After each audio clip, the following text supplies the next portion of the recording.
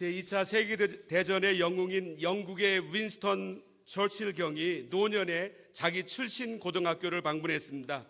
나이 어린 후배들은 2차 세계대전의 영웅인 선배를 맞이하고자 부산을 떨었습니다. 그의 명강의를 들으려고 노트를 준비하며 강당에 모여들었습니다. 이 처칠은 옛날 자기가 공부하던 자리를 둘러보고 강단으로 올라갔습니다. 잔뜩 긴장하고 주시하던 후배들에게 단 3마디를 하고 내려왔습니다. Never give up. 포기하지 말라. 포기하지 말라. 포기하지 말라.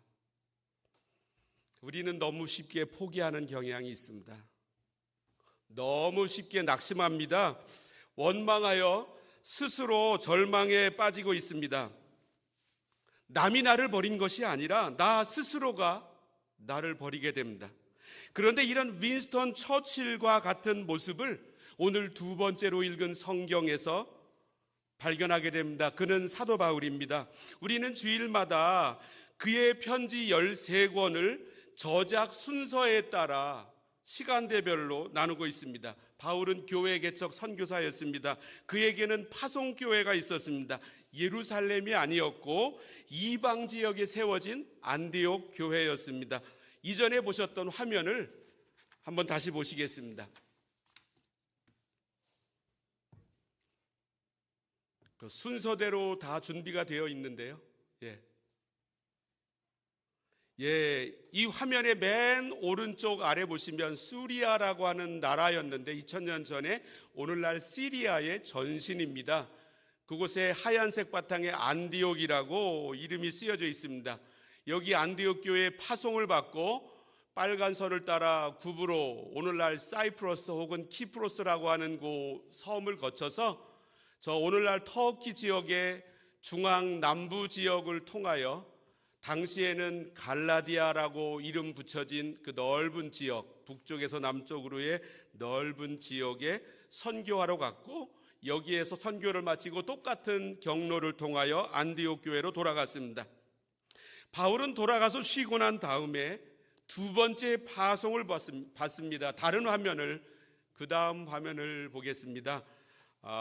여기 다른 화면을 보면 그 오른쪽 중간 부분에 수리아의 안디옥이 있습니다. 여기에서 육로를 따라 이전의 갈라디아 지역으로 쭉 통하여 드로아, 그 화면의 중간 북쪽에 있는, 위쪽에 중간 부분에 있는 드로아라고 하는 곳으로 가게 됩니다.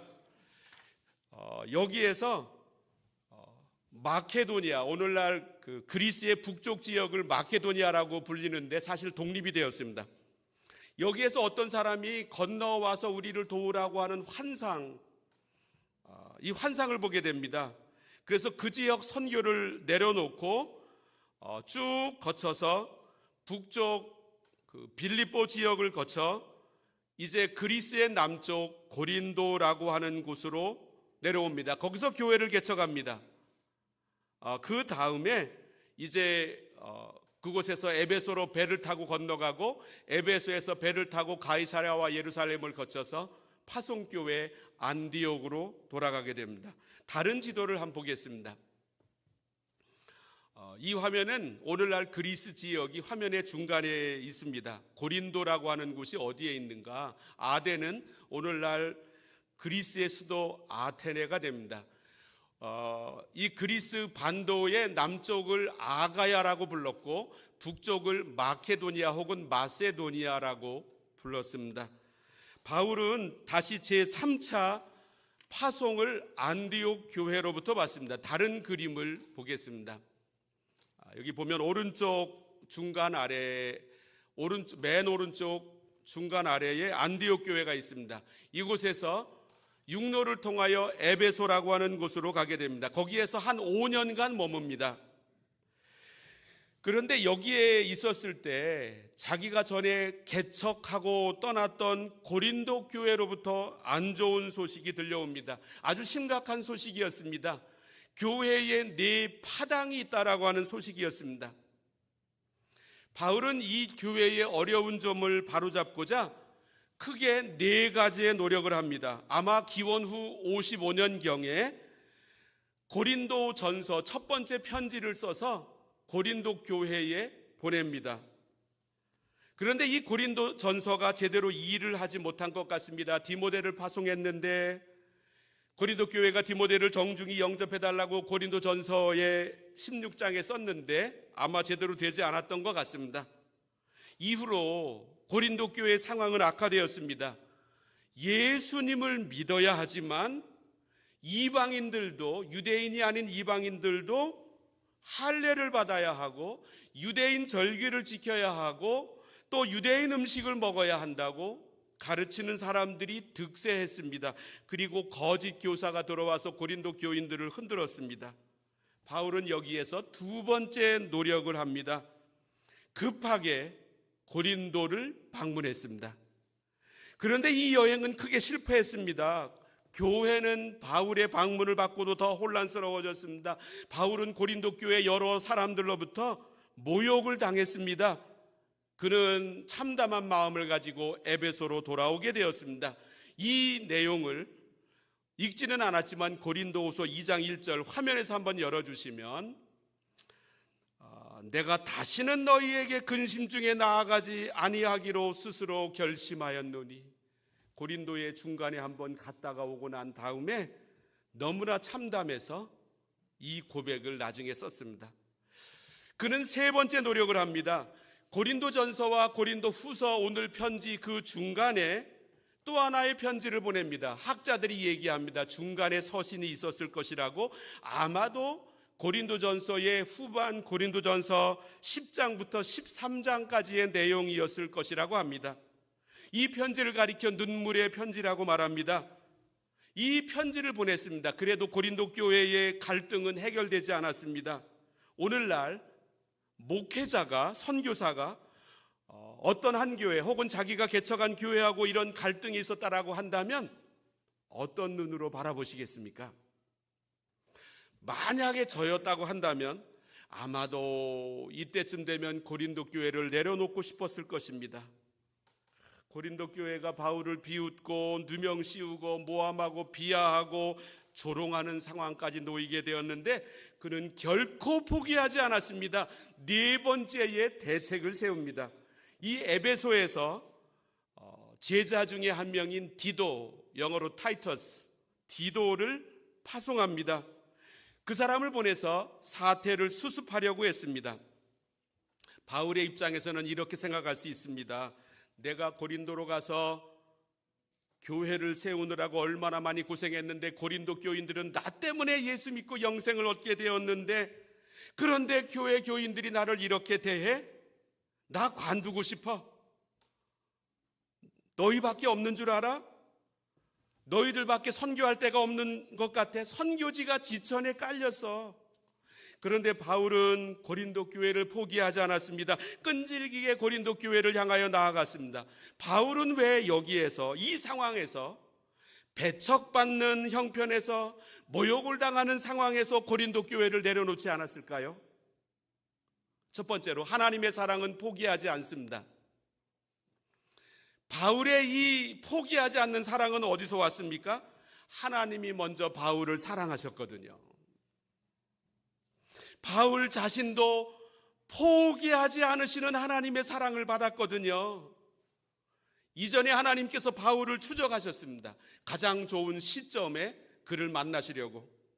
그는 예루살렘으로 가서 대제사장으로부터 체포영장을 받는데 오늘날 다마스커스, 옛날 이름, 성경 이름 다메섹으로 가 예수 믿는 사람을 잡아다가 대제사장에게, 예루살렘 대제사장에게 넘기려고 하는 목적을 가지고 거의 다마스커스 거의 앞까지 가고 있었습니다. 그런데 거기에 예수님이 나타나셨습니다. 왜 거기에 나타나셨을까요? 우리 예수님이 그를 눈을 떼지 않고 추적하셨기 때문입니다. 하나님은 니느웨를 포기하지 않으셨습니다. 그래서 요나를 보내셨습니다. 떠나간 탕자를 그 짐 나간 아들을 아쉬워하는 그 아버지는 끝까지 기다렸습니다. 왜냐하면 자식이거든요. 우리가 하는 일을 포기하고 싶을 때 있습니다. 어떤 때는 나 자신도 포기하고 싶을 때가 있습니다. 그러나 하나님은 나를 포기하지 않으십니다. 절대로 포기하지 않으십니다. 오히려 나의 삶을 추적해 가십니다. 야곱이라고 하는 사람은 자기 집에 있었을 때, 아버지 어머니로부터 신앙교육을 받았을 때 한 번도 하나님을 만난 적이 없었습니다.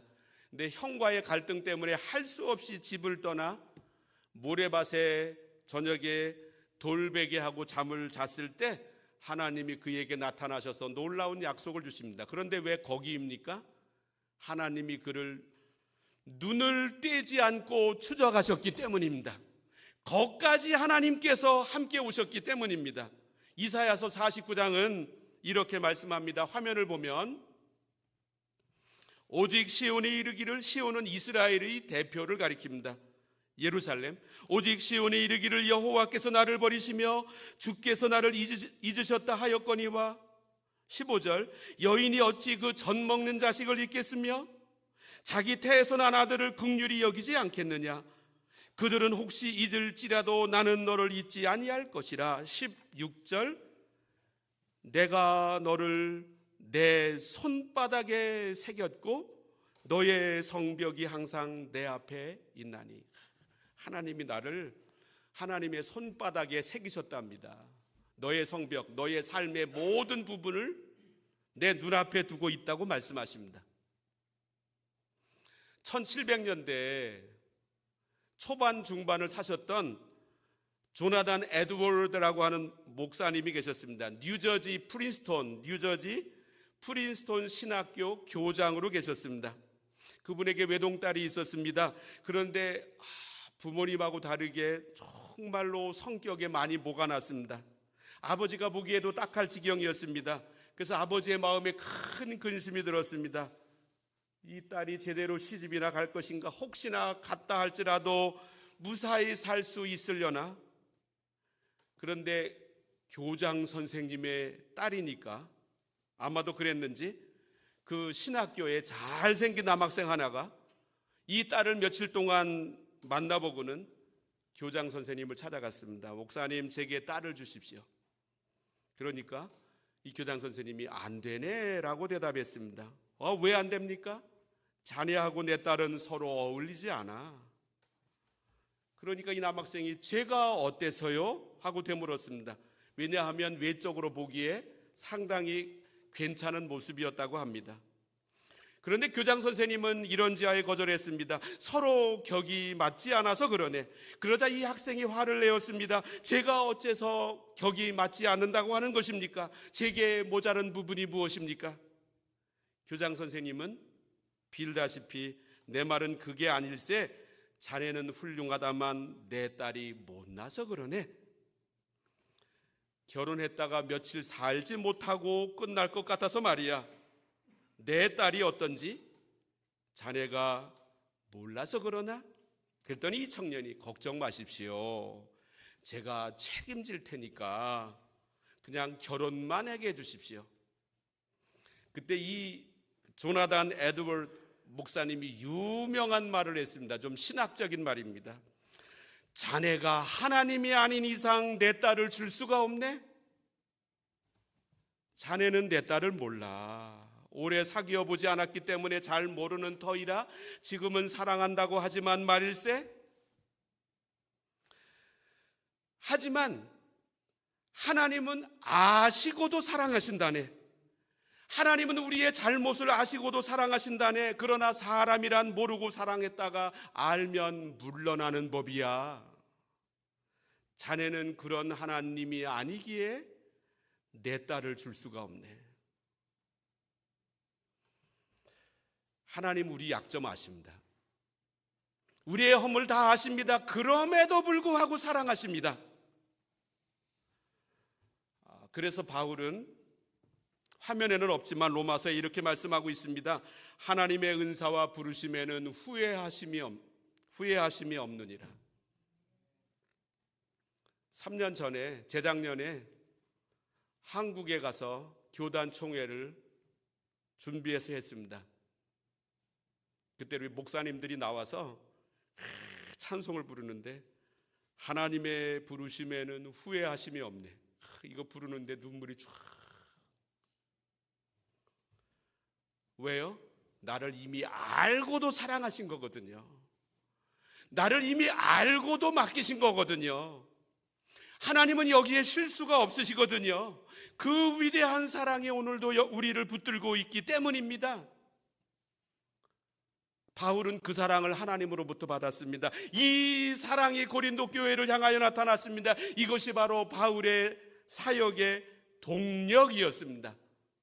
내가 하나님으로부터 이 사랑을 받고 있다.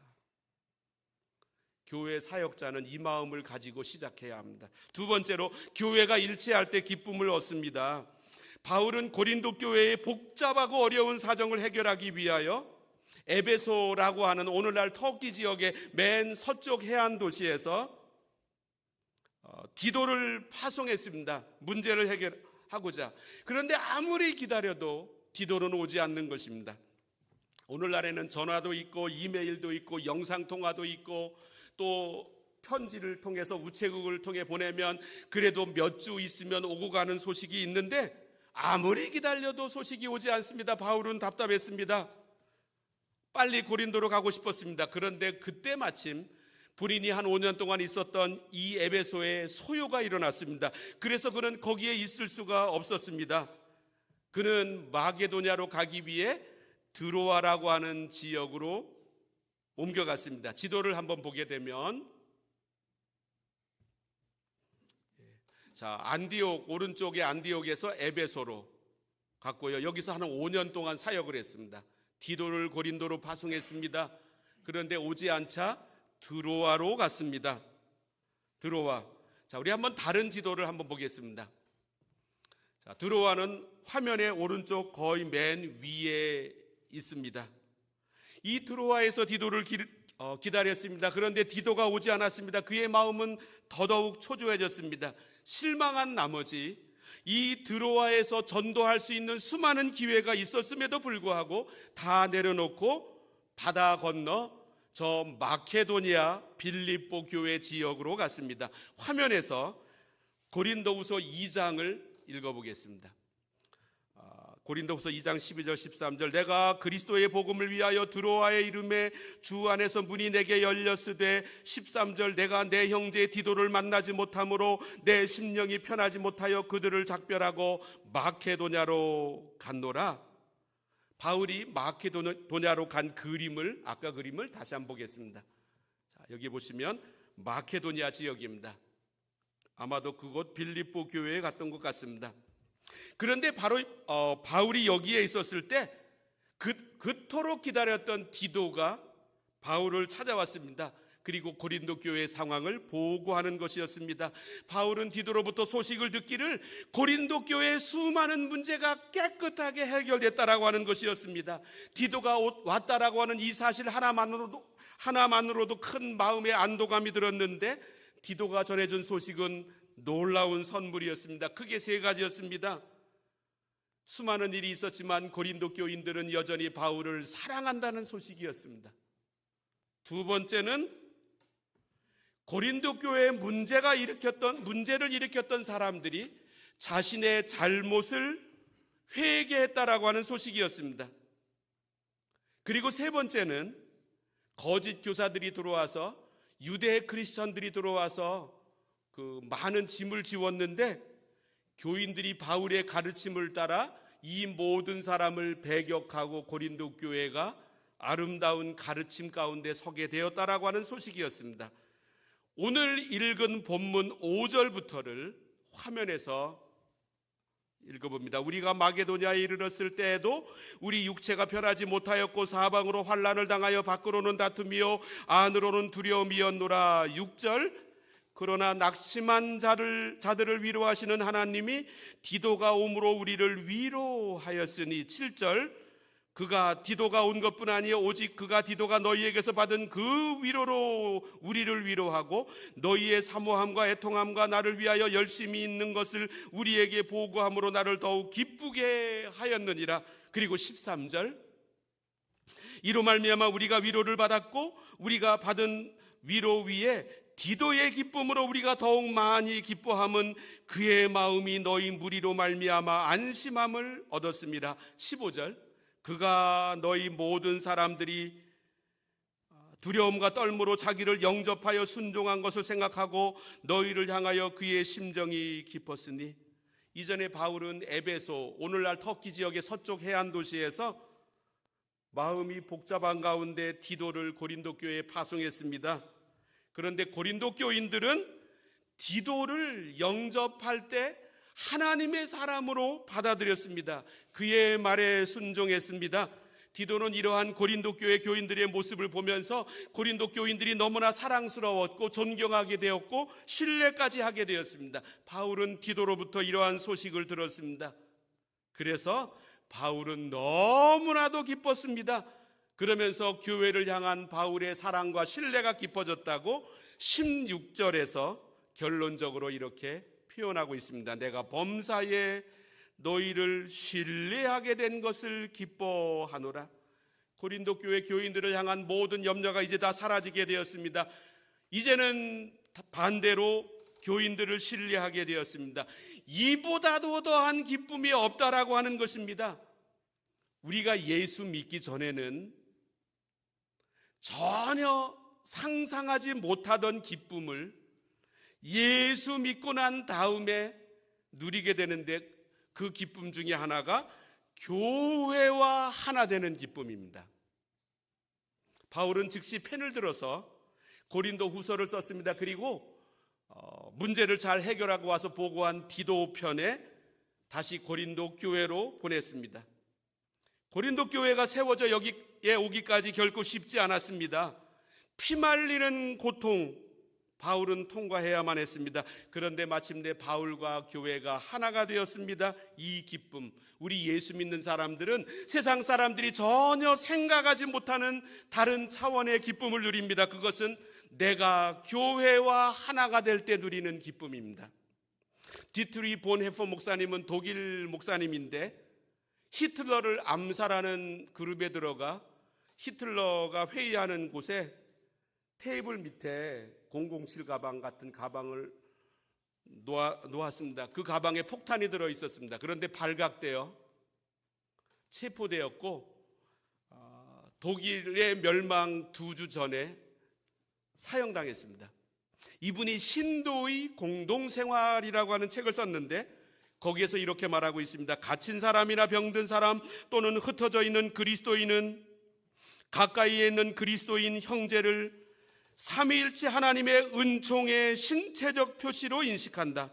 방문하는 사람이나 방문을 받는 사람은 서로를 상대방의 몸 안에 나타나시는 그리스도를 발견한다. 그들은 기쁨 속에서 예수님을 만나듯이 서로 받아들이고 맞이한다. 그들은 주 예수 그리스도의 복을 서로 주고받는다. 형제끼리 어쩌다 한번 만나는 것도 이렇게 좋거든. 하나님의 뜻에 따라 날마다 다른 그리스도인들과 함께 사귀며 사는 사람들은 얼마나 풍요로운 삶을 누리고 있는 것일까. 그러면서 소단원의 결론을 맺기를, 오늘날 그리스도인들은 우리 신자의 공동생활을, 교회 생활을 하나님의 은총으로 이해하기 시작했다. 이 교회 생활이, 교회와 하나 되는 기쁨이 하나님의 놀라운 선물이라고 하는 것입니다. 저는 몬트리올을 떠나서 교단 총회를 간다든가 다른 지역의 선교제를 간다든가 혹은 한국을 방문하면서 선배 목사님들 만날 때 가끔 이런 인사를 합니다. 야곱이 20년 만에 형을 만납니다. 형을 처음 만나서 형에게 이렇게 인사말을 건넵니다. 내가 형님의 얼굴을 배운 즉 하나님의 얼굴을 배운 것 같사오며, 저한테서 야곱이 형 에서에게 한 이 말을 들은 목사님들은 어쩔 줄 몰라 환하게 내가 형님의 얼굴을 배운 즉 하나님의 얼굴을 배운 것 같사오며, 그런데 형제를 보면서 하나님을 발견합니다. 형제의 사랑을 받으면서 하나님께서 나를 이렇게 사랑하심을 체험합니다. 이거는 교회 생활에서만 누릴 수 있는 하나님의 선물입니다. 세 번째로 어려운 일도 좋게 만드십니다. 바울은 고린도 후서보다 앞서 편지를 보냈습니다. 그런데 그 편지에서 고린도 교인들을 많이 책망했습니다. 그 이후에 후회했습니다. 우리 부모님들은 자녀들을 얼마나 많이 사랑하십니까? 자녀들이 어쩌다가 실수했을 때 혹은 정말로 큰 실수했을 때 이렇게 놔두면 안 되겠다 하고 해서 그 아들, 딸들을 바로잡기 위하여 단단히 혼내줄 때가 있습니다. 그런데 끝나고 난 뒤에 돌아서면 부모의 마음에 아픔이 찾아옵니다. 혹시나 내가 너무나 세게 아들, 딸들을 혼낸 것은 아닌가? 이들에게 큰 상처를 준 것은 아닌가? 바울도 그랬습니다. 고린도 교회에게 책망의 말을 전했는데 낙심을 주지 않았는가? 어떤 사람이 이런 말을 했습니다. 어떤 일을 할까 말까? 그랬더니 그 사람 얘기하기를 이때는 해라. 왜요? 해야 그 일이 이루어지니까. 내가 하지 않으면 그 일은 이루어지지 않으니까. 또 이런 말을 했습니다. 어떤 말을 그 사람에게 할까 말까? 아까하고는 다르게 이제는 하지 마라. 왜요? 근거를 제시하기를 똑똑한 사람은, 지혜로운 사람은 말을 해주지 않아도 깨닫는다. 미련한 사람은 그 말을 해주어도 무슨 뜻인지 이해하지를 못한다. 그러니 말을 하지 않는 것이 좋다. 그런데 바울이 바로 이러한 상황에 처했습니다. 내가 고린도 교회에 너무나 많은 이야기를 했구나. 너무나 많은 책망을 했구나. 오늘 본문 8절 전반절을 읽어보겠습니다. 그러므로 내가 편지로 너희를 근심하게 한 것을 후회하였으나, 사실 바울의 편지가 그들을 근심시켰습니다. 그런데 놀라운 사실이 일어났습니다.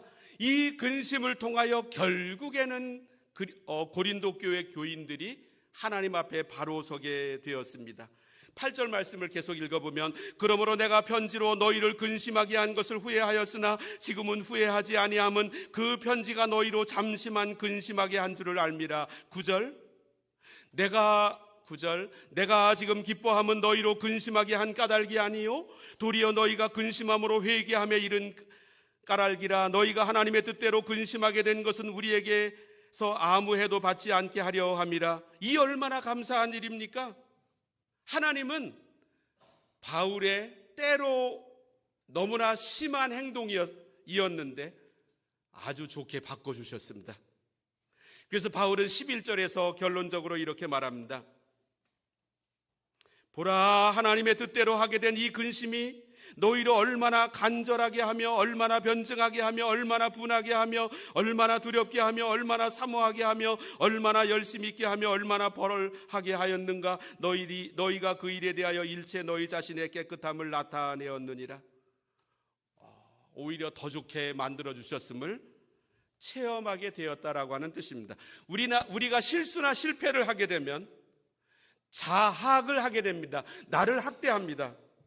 저 같은 경우도 이런 일 생기면 입을 뒤집어 쓰고 자버립니다. 너무 힘들어서. 그 말 하지 말았어야 했는데, 이민 오지 말았어야 했는데, 이 사람 선택하지 말았어야 했는데, 이 일에 손대지 말았어야 했는데.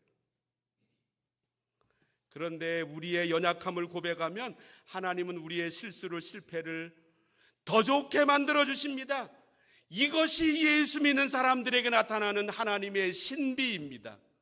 사건은 내가 만들었는데 하나님은 그 일을 더 좋게 만드십니다. 바울은 디도 편에 고린도 후서를 보냅니다. 그리고 디도의 뒤를 따라 고린도 교회를 방문합니다. 거기에서 아름답게 변한 고린도 교회의 모습을 발견하고 그곳 교인들과 기쁨의 재회를 합니다. 그 기쁨을 가지고 이제 다음 주에 다룰 로마서를 쓰게 됩니다.